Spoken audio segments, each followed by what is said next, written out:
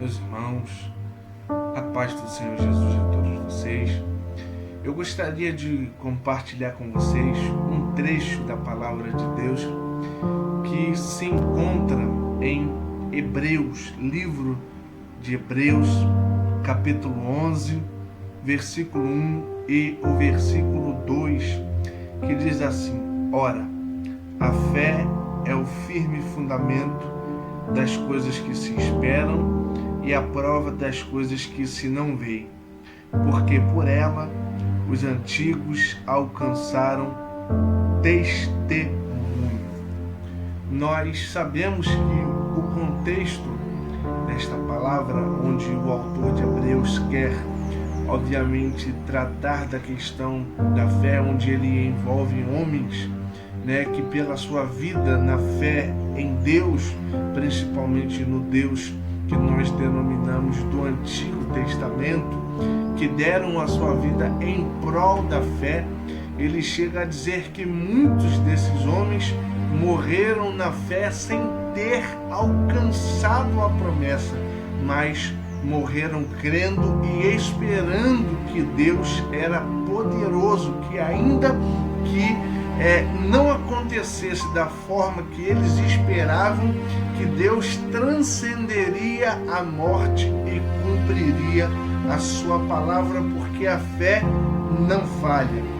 E dentro dessa perspectiva de fé, eu gostaria de lembrar com vocês um texto que é até citado aqui, um dos personagens, que é o Abraão.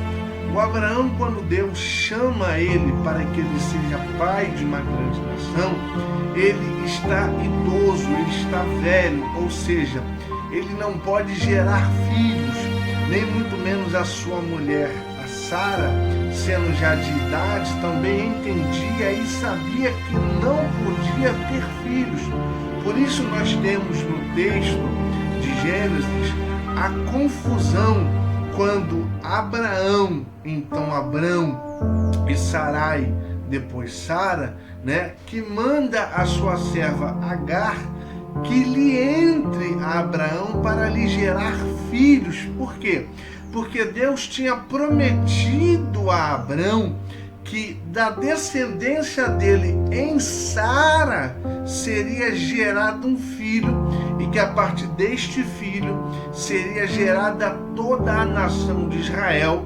E aí eles, olhando para a sua própria possibilidade ou impossibilidade de gerar um filho, ou gerar a promessa de Deus através da palavra de Deus, eles usam um artifício, ou seja, eu vou ajudar a Deus a cumprir a sua promessa na minha vida, ou então eu vou ajudar a Deus a cumprir aquilo que eu julgo ser impossível.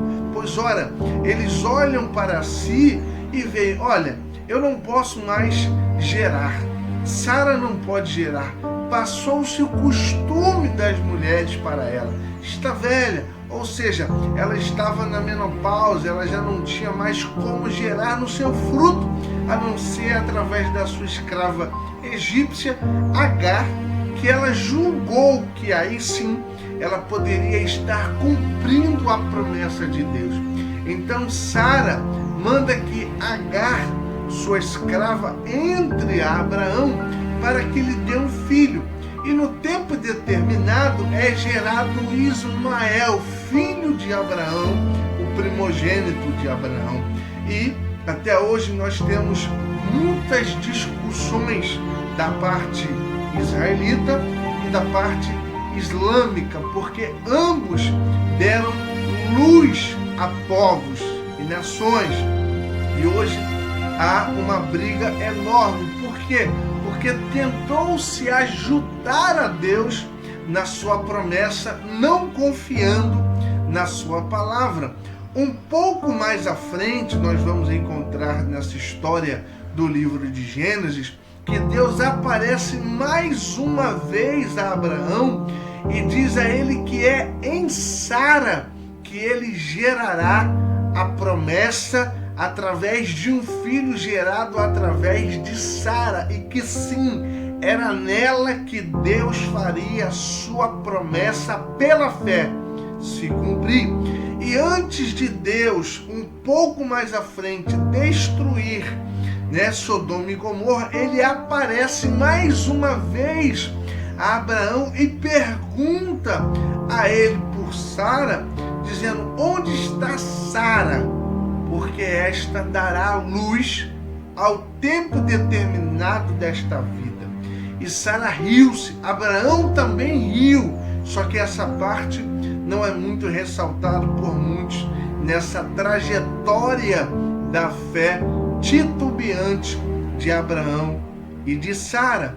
Mas o texto vai deixar muito claro que Deus não depende das possibilidades de Abraão de gerar ou de Sara de gerar, porque Deus é aquele quem dá a sua palavra e nós precisamos apenas crer na palavra de Deus pela fé. Porque como nós lemos aqui em Hebreus 11, a fé é o firme fundamento das coisas que não se vê. Porque se a fé fosse situações visíveis, como eu posso pegar aqui a minha Bíblia e dizer: olha, eu tenho fé que é a Bíblia porque ela está na minha mão. Mas trabalhar com a fé é trabalhar com aquilo que não existe, apenas crendo na possibilidade da palavra de Deus. E o ser humano, por ele ser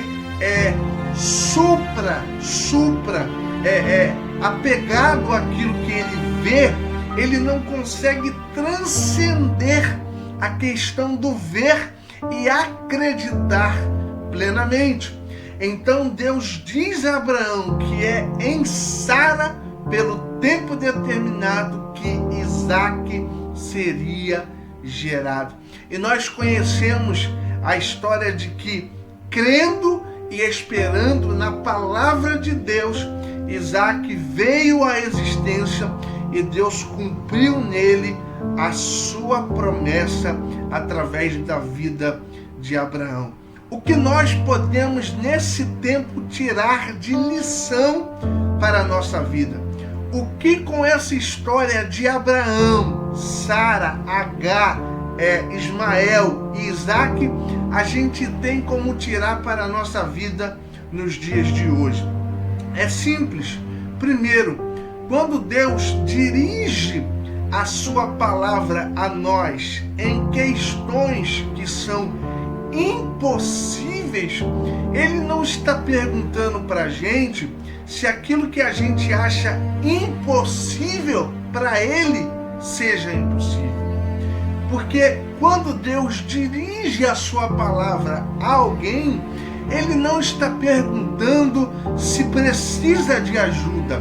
Ele está afirmando que a sua palavra é a própria ajuda que o ser humano precisa para gerar aquilo que ele falou que ia fazer. Portanto, neste sentido, a fé precisa ser o nosso firme fundamento das coisas que a gente não vê, mas que espera que vai acontecer. Porque pela fé a gente vai alcançar o testemunho como? Esperando em Deus. Talvez a gente está como Sara, tentando ajudar a Deus em questões que ele disse que ele, pela sua palavra, iria resolver.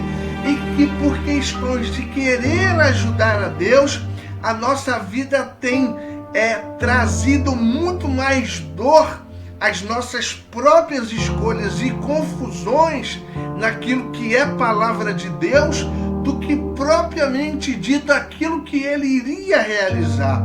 Se Deus disse que você vai vencer, de que aquilo que ele disse se realizará na sua vida, você não precisa, ou nós não precisamos ficar fazendo situações acontecerem para que provoque em Deus alguma coisa que a gente quer que seja feita. Muito pelo contrário, dada a palavra de Deus, está sob o domínio dele o acontecimento do fato, porque ele não pode negar a si mesmo. A Bíblia diz em Jeremias capítulo 1 que Deus zela sobre a sua palavra para fazer cumprir. Portanto, nós não precisamos ficar de um jeito ou de outro tentando induzir Deus ao milagre do tempo e na hora que a gente quer, porque quando ele se apresenta, ele diz: olha, ao tempo determinado Sara conceberá. A grande questão nisso tudo é que muitas vezes o tempo determinado não é o nosso tempo. O tempo determinado não é com a pressa que a gente acha que vai acontecer. O tempo determinado muitas vezes é o tempo em que Deus vai preparando o caminho para que a gente possa trilhar e andar. E quando estivermos preparados, afinados, purificados, justificados pela fé que confia, que não provoca, mas que tem plena confiança em Deus, caminha com Ele, sabendo que a palavra dada não volta atrás, é quando Deus vai preparando e nos falando e nos dizendo o que nós temos que fazer enquanto servos do Deus Altíssimo e de Jesus Cristo na nossa vida. Creia nessa palavra. Não tente ajudar a Deus, porque você pode acabar atrapalhando o processo de Deus ou o milagre de Deus na sua vida. Creia somente naquilo que Ele lhe disse e caminhe conforme Ele falou que você caminhasse. E não espere que as coisas aconteçam no nosso tempo, mas no tempo de Deus as coisas acontecerão. Que Deus abençoe a sua vida, a sua casa, a sua igreja, o seu ministério, no nome de Jesus, e que nessa fé você possa permanecer. A paz do Senhor a todos.